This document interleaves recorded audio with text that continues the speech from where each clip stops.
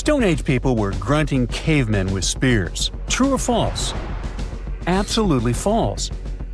They were gathering around and forming real culture as far as we've discovered. In Turkey, scientists uncovered a 12,000-year-old mystery that's revising history. It's a sophisticated cosmic calendar made out of giant stone temples that may actually be a warning from the stars. We're talking about Gobekli Tepe. This prehistorical site predates even Stonehenge, our classical stone ring circle, by 6,000 years. And it upends why we think Stone Age civilizations emerged and thrived. Here's how this discovery could change our collective history. Around 10,850 BCE, a massive comet, or better yet, a bunch of comet fragments, smashed into Earth. The skies darkened, the temperature dropped, big animals vanished, and it kicked off a mini ice age that lasted over 1,200 years. What's now a place called Gobekli Tepe was home to a group of humans who survived this entire chaotic event. After it happened, they started paying close attention to the sky. As a way of trying to control time a little bit more, they tracked the movements of the sun, the moon, the planets, and comets. This in turn led them to build a huge lunisolar calendar, the first one in the world. Now, if you were to tour around this classic Stone Age monument, you'd see that not all the stone pillars are blank. Some of them have carvings, like this main one with a bunch of V's on it. Turns out there are 365 V's, which scientists believe represent the days of the solar year. One of them, a V hanging on a bird's neck, is thought to mark a solar eclipse. Other pillars have dangerous animals carved on them, like foxes, lions, scorpions, vultures, twisting and crawling up the sides. Unlike typical Stone Age carvings, these weren't of edible animals like deer or sheep. One of the theories is that these drawings were symbolic.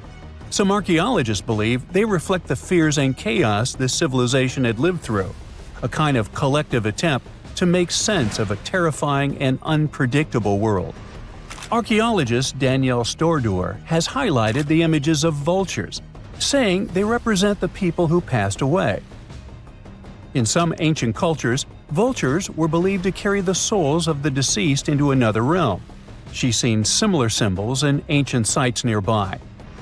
To understand why this all makes sense, we need to dig deeper into the real purpose of this site. Göbekli Tepe was discovered in 1994 by German archaeologist Klaus Schmidt, who realized that the hill in southeastern Turkey wasn't just another Neolithic mound. Underneath it, his team uncovered massive stone circles supported by pillars weighing up to 20 tons. Radiocarbon dating puts the site at around 12,000 years old, making it the oldest known ceremonial structure ever built. I mean, it predates the Egyptian pyramids by over 7,000 years. This discovery shocked the archaeological world. At the end of the Ice Age, humans were supposed to be nomadic, surviving off wild plants and animals, not building sacred complexes with symbolic art, and giving birth to what we now classify as civilization. We usually think civilization starts with farming, then villages, then crops. But this site suggests something more surprising. Early humans may have come together not to grow food, but to worship. Schmidt found no signs of homes, hearths, or permanent settlement, just stuff used for rituals and gatherings. This has led researchers to believe that spirituality and communal rituals came first and that farming followed. Because to build something this massive, you'd need hundreds of people working together, which in turn would have sparked the need for food, organization, and social structure. In other words, the temple came first, then the village, then the farm. Now, Gobekli Tepe isn't just stirring debate because it's old. It's because it seems too advanced for its time, and that's where the more controversial theories start to emerge. Some researchers believe the builders of Gobekli Tepe weren't simply primitive hunter-gatherers experimenting with stone tools. They may have been the inheritors of ancient knowledge, remnants of a much older civilization that existed before the end of the last ice age. This idea ties into the Younger Dryas impact hypothesis, a theory that a comet struck Earth around 10,850 years ago, triggering a sudden and catastrophic climate shift.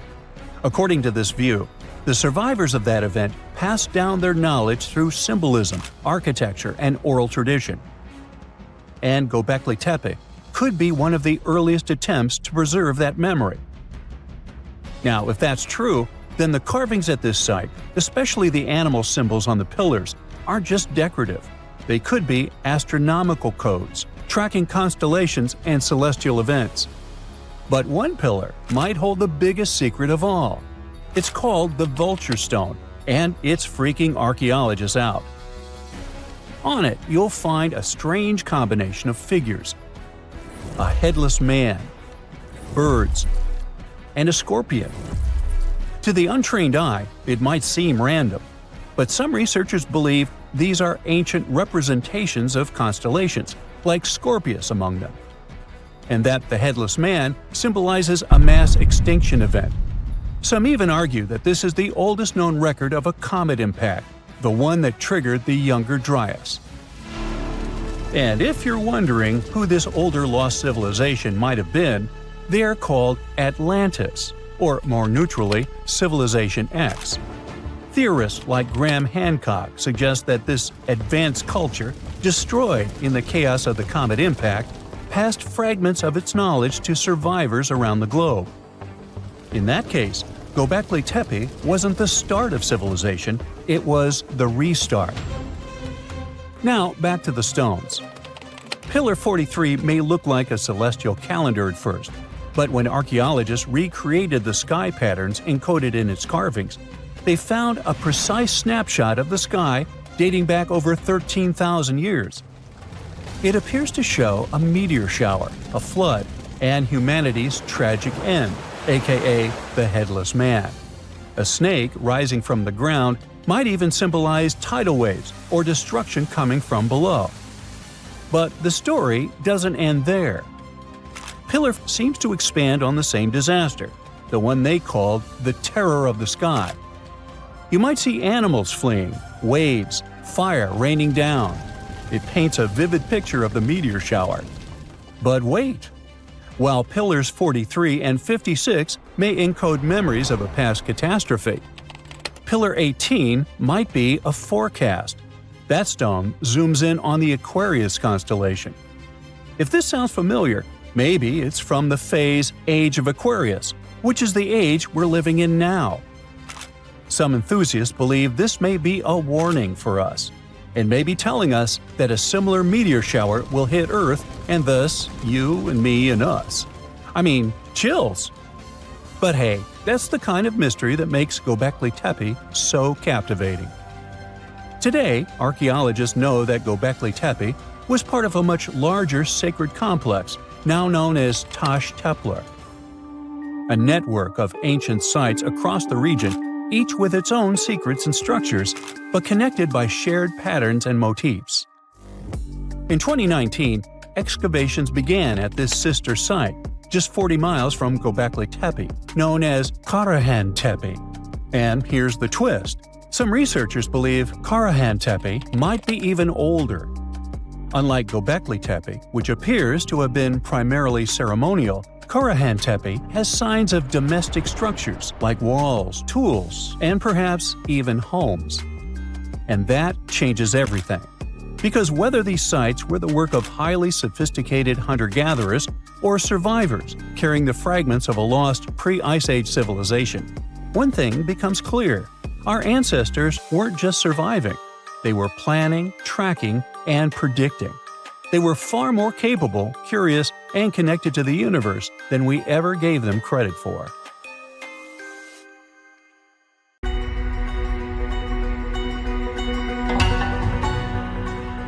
Take a look at these stones. They seem ordinary at first glance, just ancient slabs, ruins of some buildings. However, unlike many other archaeological finds, this one is among the most mysterious and unique. Here's why. These stones are the remains of a large temple complex called Puma Punku, located in Bolivia. Scientists aren't certain, but it's likely that Puma Punku was built by the Tiahuanaco Empire, which existed between 300 and 1000 CE, before the Inca Empire. There is no information suggesting that this civilization had advanced building technologies. Moreover, they might not have even had a writing system. Every stone was carved and polished with astonishing precision. They fit together perfectly, like pieces of a puzzle. The craft is so refined that not even a razor blade can pass between the stones. Quite impressive for people who lived around 1500 years ago. And these stones are heavy. The largest ones weighed around 130 tons. So, how did the builders transport such weight from one place to another? Scientists suggest that this civilization did not know about the invention of the wheel. So, how did they manage to build such a perfect engineering structure? Did Tiahuanaco have the knowledge and tools for stonework? Or did someone else build Puma Punku? There are several theories about this. Theory 1. There was some advanced civilization that came to South America, interacted with Tiahuanaco, built this engineering marvel, and then left. Theory 2. Some beings from another planet came to Earth, showed humans how to build perfect structures, and created Puma Punku. This theory is dubious. Another idea from this series suggests that Puma Punku was built by mythological creatures from the South American culture at that time. Theory 3, the most likely one. There is no mystery here. Tiahuanaco was indeed an advanced civilization with incredible building technologies. So, what do you think?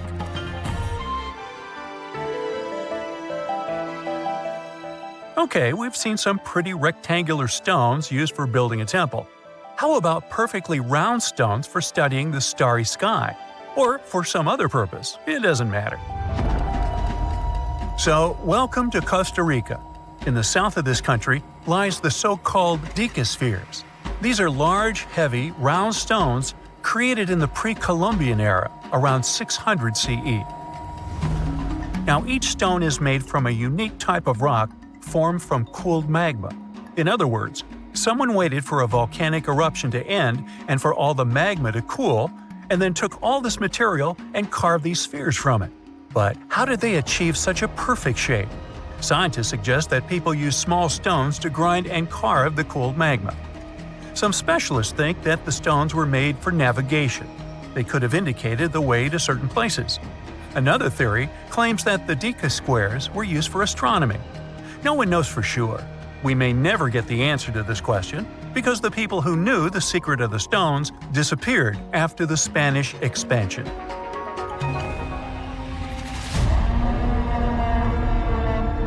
So, let's continue our journey. See these cobblestones? Archaeologists still don't know why they're arranged along a long stretch of desert crossing Jordan and Israel.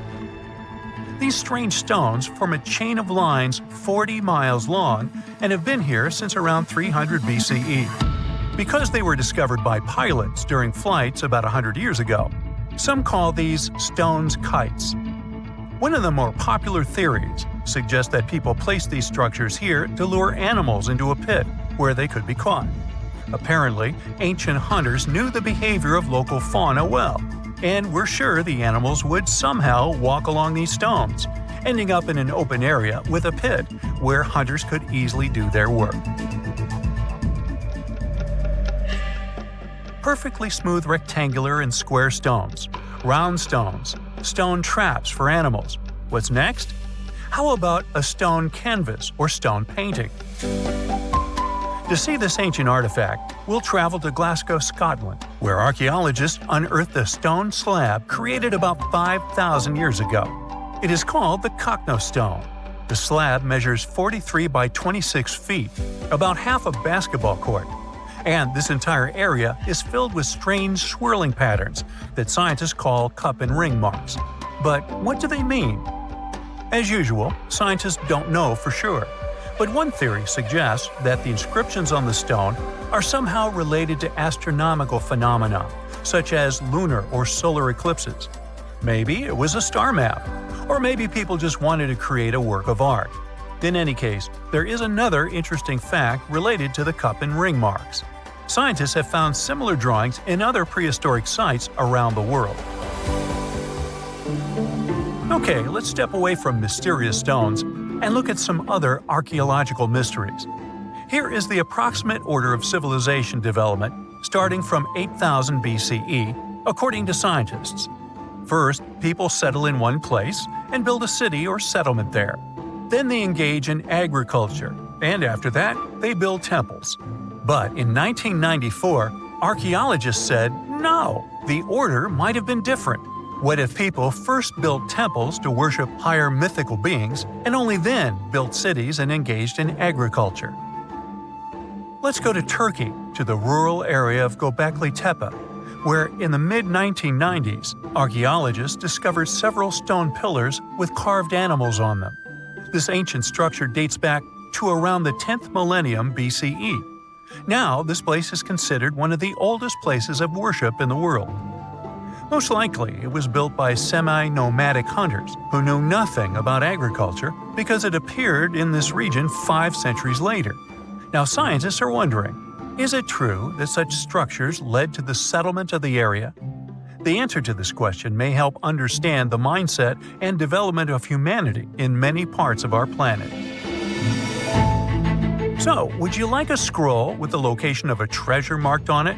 You could say you already have one. Check it out yourself. Just Google the Copper Scroll Treasure.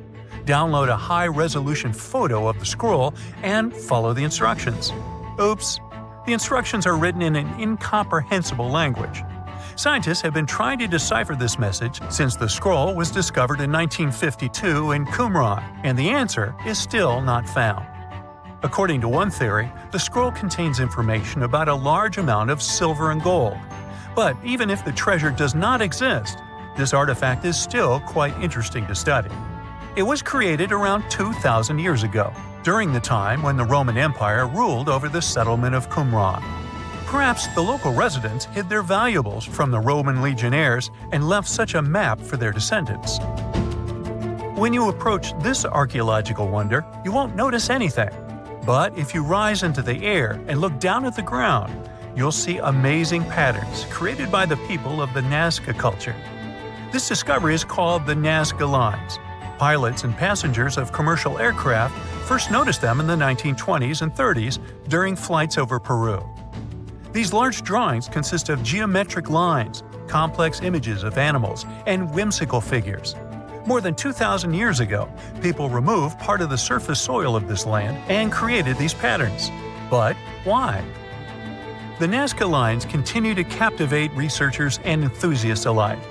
Recent technological advancements, such as drone imagery and satellite mapping, have provided new insights into these enigmatic formations. Some researchers are now exploring the possibility that the lines serve multiple purposes, including communication with someone not from our world. And to some extent, this is true. Some scientists believe that the Nazca Lines were a ritual method for communicating with the deities of the Nazca civilization. Studying these archaeological wonders not only enriches our knowledge of the past, but also inspires us to appreciate the ingenuity and creativity of the human spirit. There's something absolutely massive and deeply unsettling hiding right next to Stonehenge. More than a dozen giant pits carved into the ground. They're all spaced with eerie precision and form a perfect circle, more than a mile wide. For years, nobody could explain them. They were too big to be animal traps, too organized to be natural sinkholes, and way too deliberate to be random. And the biggest question was, who had the power, knowledge, and reason to reshape the land on this scale 4,000 years ago? So these pits surround a place called Durrington Walls, a huge Neolithic settlement just a short walk from Stonehenge. Archaeologists now say humans dug them around 2500 BCE, during the late Neolithic period, when people supposedly lived simple farming lives without metal tools, written language, or modern math. Each pit stretches about 30 feet across and plunges roughly 15 feet down, and together they form an almost flawless ring. To prove the pits weren't natural, scientists went full detective mode. They drilled soil cores and tested the dirt itself, including microscopic traces of ancient DNA and something called luminescence dating, which tells you when the soil last saw sunlight. Every test pointed to the same answer. Humans made these pits on purpose. Here's where it gets wild. The pits weren't dug randomly as people moved along. They were laid out as a single unified project. That means Neolithic builders had to visualize a massive circle, measure distances across open land, and coordinate teams over a huge area without any GPS, drones, or even aerial maps. All they had were people, ropes, wooden tools, and shared knowledge. So why would they invest so much effort and do this? Archaeologists think the pits formed part of a ritual landscape, not a practical one. Durrington Walls already looks like a place where people gathered for ceremonies, feasts, and seasonal events. The pit circle may have marked a sacred boundary. It could have separated ordinary land from a spiritually charged space. Some researchers think the pits symbolized a border between the world of the living and the underworld. The scale of the structure is pretty impressive. It may be one of the largest prehistoric monuments ever built in Britain, even bigger than Stonehenge itself when you look at the total area. And unlike Stonehenge's towering rocks, this monument stayed invisible for thousands of years, quietly hiding under the grass. Generations walked over it without knowing they were standing inside a gigantic ancient design. For a long time, we underestimated ancient people. We imagined them reacting to nature instead of shaping it. But discoveries like this keep proving that wrong. The builders of Durrington Walls didn't just live in the landscape, but engineered it. They thought in terms of geometry, symbolism, and long-term meaning. And this isn't the only case. All over the world, thanks to new technology, scientists keep finding proof that ancient humans worked on massive scales with shocking precision. In the Amazon rainforest, researchers found traces of 2,500-year-old cities hiding beneath the jungle canopy. Scientists spent more than 20 years exploring the area on foot before technology finally cracked the case. The LiDAR technology, which is like X-ray vision that surveys a landscape using lasers to digitally peel away the jungle, scanned a massive area of over 100 square miles. It helped to spot more than 6,000 rectangular earthen platforms, which are likely used as homes or public buildings. They also found agricultural terraces, drainage systems, and carefully shaped farmland. This wasn't a random settlement. It was well planned. At least 15 distinct settlements appeared, all connected by wide, straight roads that cut cleanly through the landscape. These roads didn't follow rivers or slopes as you'd expect. They crossed each other at perfect right angles, forming a grid. The researchers believe people from the Quillamope and Upanu cultures lived there between about 500 BCE and 300 to 600 CE. They farmed corn and sweet potatoes, reshaped the land, and built a system that lasted for centuries. Discoveries like this prove something huge. Far more people lived in the Amazon than scientists ever thought. Tens of thousands, maybe even hundreds of thousands. And they didn't just survive there, they engineered the landscape. Just like at Durrington Walls, the real story hid in plain sight until technology caught up. Then there's Peru, with one of archaeology's biggest headaches, the Nazca lines. These gigantic designs of animals, plants, and geometric shapes stretch across the earth like an ancient message, so huge that only birds or satellites can see them properly. For decades, people have tried to figure out why the Nazca people made them, how they did it, and what those massive patterns mean. And until recently, the mystery stayed stubbornly unsolved.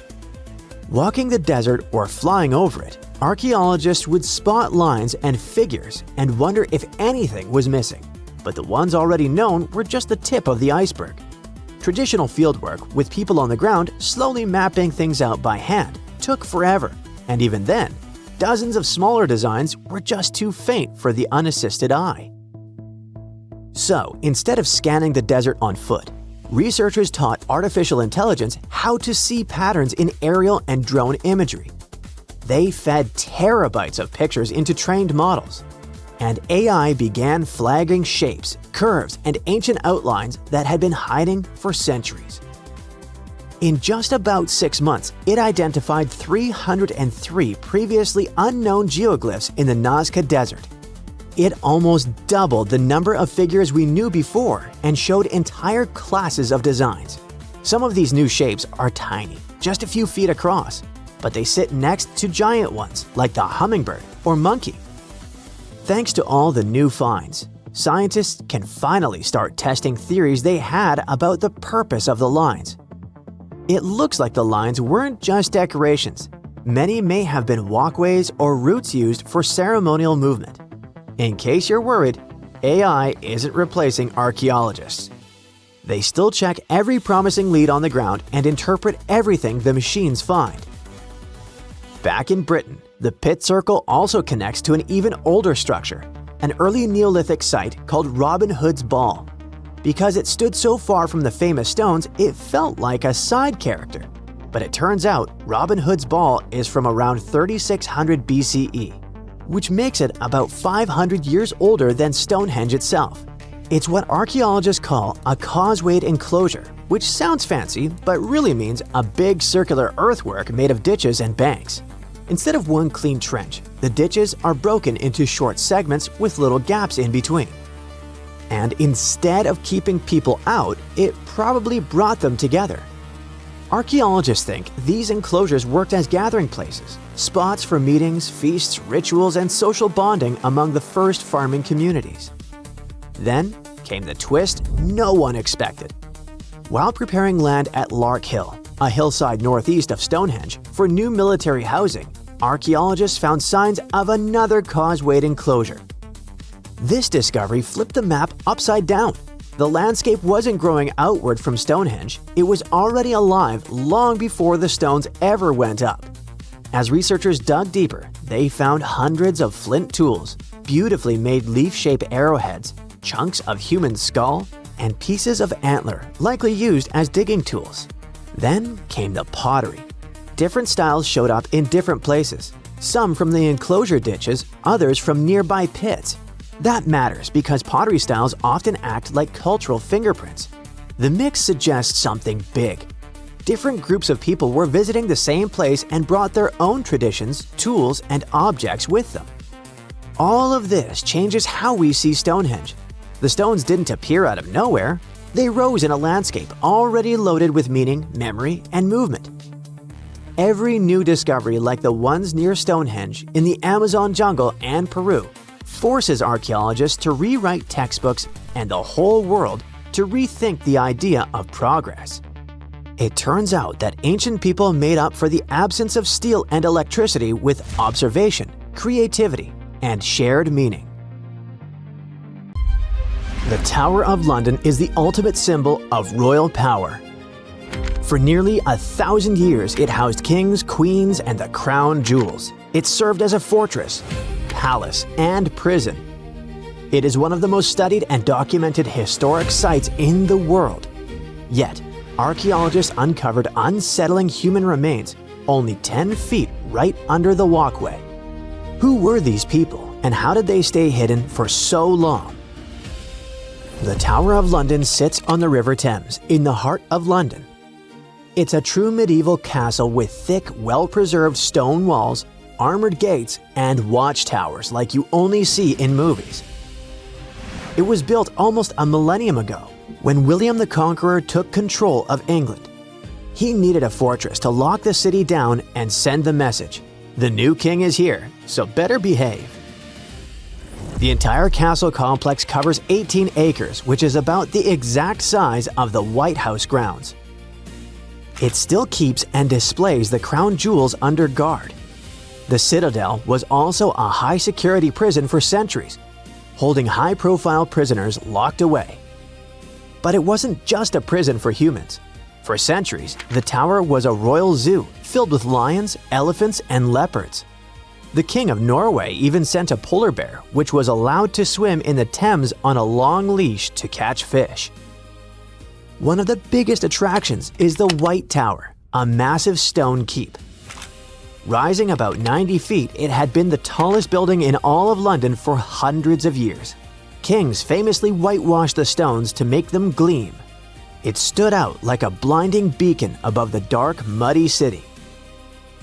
Another must-see spot is the Chapel of St. Peter ad Vincula, the tower's historic church. It served as the final resting place for famous prisoners and nobles alike. It was just outside of this very chapel that archaeologists made a chilling discovery. The mystery started in 2019 when a routine check uncovered 2 burials.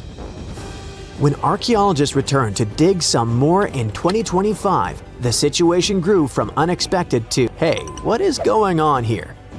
Over 20 skeletons were packed into the soil, mixed with fragments from older burials, proving this spot had been used and reused many times before.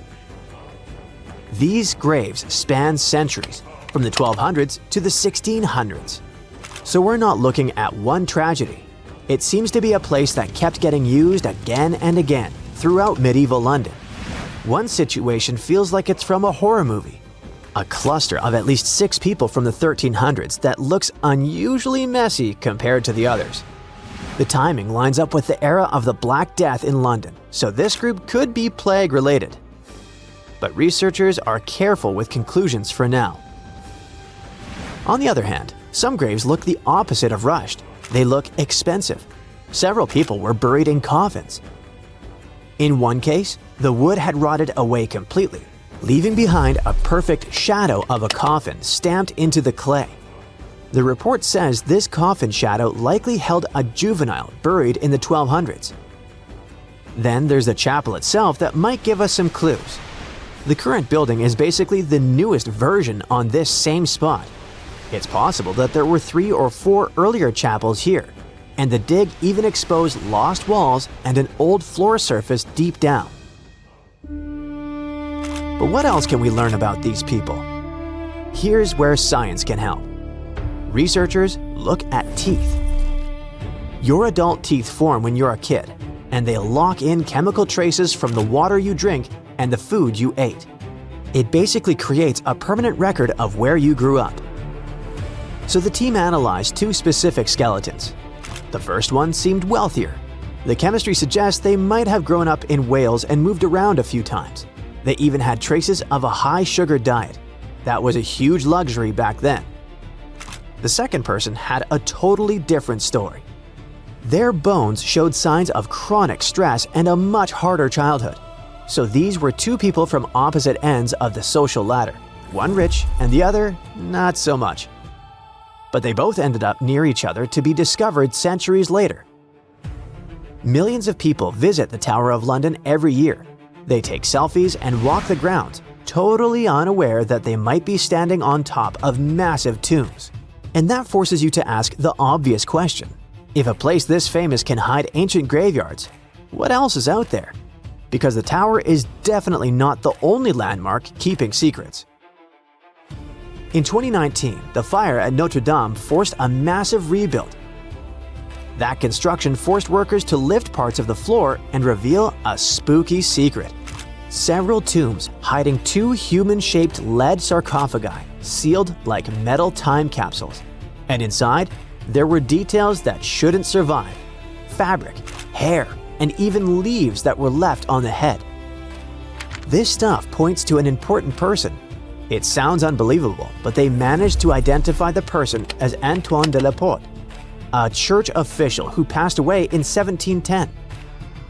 The second coffin became its own mini detective story. Scientists nicknamed the man inside the Horseman because his bones showed signs of riding for years. Some new analysis suggests that he could have been Joachim du Bellay, a well-known poet from the 1500s. So, we have secret graves in London and Paris. That part almost makes sense. These are old, crowded cities where people have lived for centuries. But there's one place on Earth where history wasn't supposed to happen at all. Antarctica. Yes, almost literally the edge of the world with nothing human anywhere nearby for hundreds of miles. And still, in 1985, a Chilean scientist found human remains on an ice-free beach in Livingston Island on a spot now called Yamana Beach. A human skull in Antarctica sounds impossible, but the dates make it worse. When the remains were studied, the person appeared to be a young woman around 21, likely from the southern Chilean channels. She passed away in the early sealing area, roughly 1819 to 1825. That's basically the opening minutes of humans showing up in that region. So why would a young woman end up there? One idea is that she might have come with early sealers, maybe as a guide or part of the crew. The original researcher even suggested she could have been abandoned there for unknown reasons. Plus, the spot where they found her is known to have been visited by early 19th century sealers. The pieces fit together somewhat, but no one can really pin down the story. And it gets even stranger. The first discovery in 1985 was her skull, but later researchers came back to the same area and found more human bones. In 1988 and again in 1993, they recovered 2 femurs, basically thigh bones, near the original site. The big question is obvious. Were those bones from the same person, or did more than one person pass away here? The plan was to use DNA testing to check if the femurs matched the skull. If these 3 sites prove anything, it's that new discoveries could be anywhere. But the really exciting part is daydreaming about where we could go next. We are entering a phase where technology could make history feel like time travel. Think about what we can do with the gathered data. We can already pull DNA from a tooth to find out what someone ate or where they grew up. Maybe one day we could take that biological code and use AI to completely recreate a person. Imagine a digital human that looks just like them, with the right eye color, skin texture, and even scars. Then we combine that with the environment. Laser scanning allows us to map every inch of those buried foundations. If you feed that into a physics engine, you can rebuild the walls that fell down 500 years ago. That means in our lifetime, you might not just visit the Tower of London to see it as it is right now. You could strap on a headset and step inside the chapel as it looked in 1348, being face to face with history, just without the bad smells or the risk of catching the plague. Deep under Tennessee, massive worm-like drills are about to carve out a tunnel that should turn an hour-long traffic headache into a 10-minute joyride. It could be one of the craziest US tunneling experiments in decades. But on the other side of the planet, Europe and Asia are actively testing the Hyperloop, the vacuum tube technology that seems out of this world. These are 2 totally different ideas, but they have the same goal: to make sci-fi travel a reality. For the first vision of the future, we have to focus on Nashville. The story here is about a blueprint for something called the Music City Loop. It's a proposal for a private paved underground highway meant for Tesla vehicles. The whole idea is point-to-point travel. You get in, pick a destination, and go straight there without stopping at every station. You can already ride a limited version in Las Vegas around the convention center. Nashville is supposed to be the city-scale test.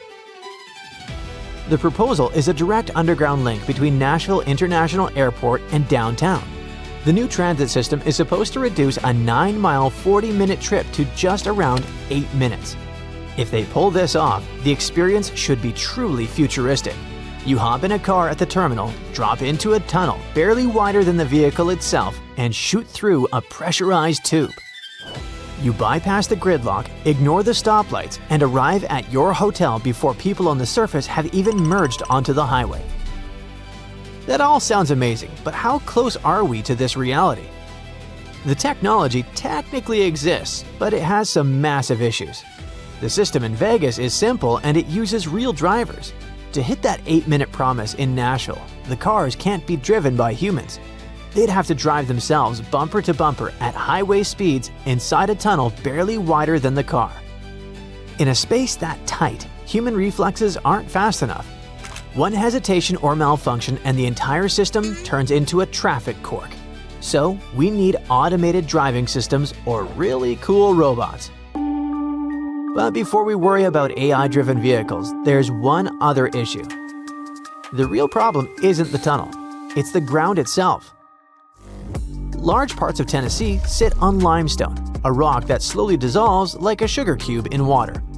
Over time, that turns solid ground into something closer to Swiss cheese, filled with hidden caves and empty pockets. That's a problem for any tunneling project here. When a drill hits one of these hidden voids, it doesn't just slow down. It can suddenly break into the open air. Water can rush in.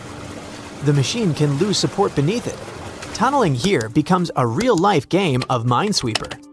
One unfortunate turn and the machine can fail and sink. Even worse, the collapse can travel upward, opening a sinkhole at the surface, right in the middle of a busy city street. But if the ground is this dangerous, why build this in Tennessee? The reason is simple. Nashville is in the middle of a massive traffic crisis. It's one of the fastest growing cities in America, and the surface roads are already at their breaking point. The city is desperate enough to try anything, even if it means drilling through a geological minefield. Engineers see Tennessee as the ultimate final boss for tunneling. If they can prove that this high-speed system works in limestone full of hidden caves, they can prove it works anywhere on Earth. It's a high-stakes bet. Solve Nashville's gridlock or watch a multi-billion-dollar project disappear into a sinkhole. But while Americans are busy fighting the ground, other parts of the world are trying to avoid it altogether and basically fly through the air. This brings us to the second vision of the future, the Hyperloop. For years, experts rejected this concept as too complex, but development didn't stop. In fact, right now, test tracks in China and Europe are running successful experiments that are breaking speed records. Here is how it works. When you stick your hand out of a moving car, you feel the air push back. The faster you go, the harder it fights you. At extreme speeds, air becomes a solid wall. That invisible wall is what limits how fast trains and planes can go. The Hyperloop solves this by cheating. You build a sealed tube, suck all the air out to create a vacuum, and levitate a pod inside using magnets. With almost no air and no wheel friction, the pod doesn't really roll anymore. It glides through the tube. China is currently leading this race. A state-owned contractor recently sent a pod through a low-vacuum tube at 387 miles per hour. That's faster than the Shanghai Maglev, the fastest train in commercial service. And they aren't stopping there. The goal is to hit airplane-like speeds, but achieving those high-speed numbers isn't what's holding this technology back. For a long time, Hyperloop could only go straight, so networks were impossible. However, recently, engineers in the Netherlands found a way to switch lanes in a vacuum tube, bending what was once a single highway into a blueprint for a continent-spanning web of travel. It might sound like a small thing, but it's a major breakthrough for the whole industry. The European side has big ambitions. They're sketching out a massive network that looks like a subway map stretched across an entire continent. The goal is a web of vacuum tubes spanning more than 15,000 miles and linking around 130 major cities. The idea is to make short airplane flights unnecessary. You could live in Berlin and work in Paris and travel from place to place quicker than dealing with a downtown rush hour.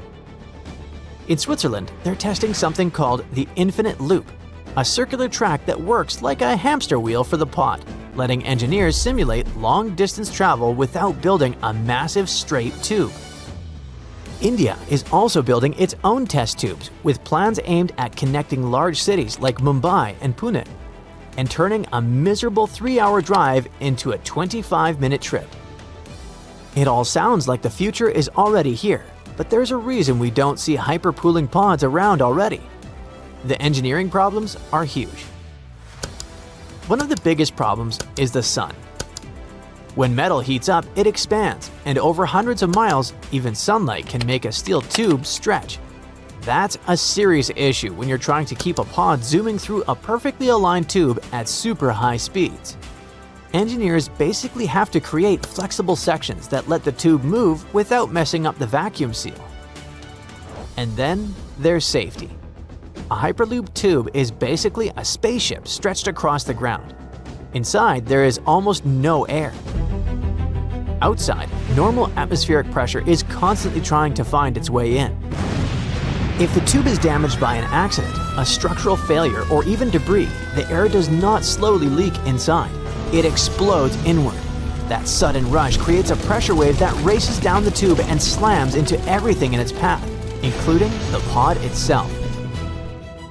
That's why Hyperloop safety has more in common with spacecraft engineering than traditional rail. Failure here is not gradual, it's instant. So who's more likely to win this battle in the near future? In the short term, the tunnel approach is more likely to win. It's still cars and tunnels, just faster. Even if the plan gets scaled back, parts of it can still be built and used, which makes it way more likely to show up first. Hyperloop is the opposite. The payoff is bigger, but it depends on multiple hard problems being solved at the same time. Perfect vacuum tubes, reliable switching, and safety systems that can handle worst-case failures. One weak link can shut the whole thing down, so it's harder to roll out quickly. Either one could change how we travel. Either way, the goal is simple: kill the commute. So what would you trust more, a deep tunnel carved through rock or a vacuum tube above ground?